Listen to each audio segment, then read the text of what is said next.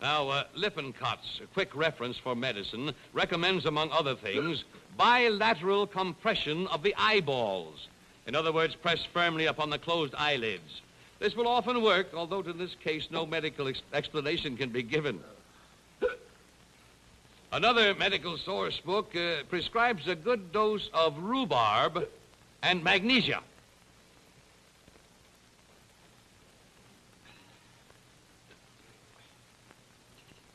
Many doctors recommend the rapid drinking of ice-cold water because the shock to the system counteracts the nervous reflex of a hiccup.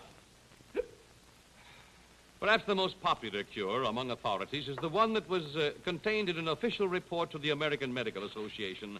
A hiccupper places his head in a paper bag and then breathes normally, and this causes a buildup of carbon dioxide, the waste product of the lungs.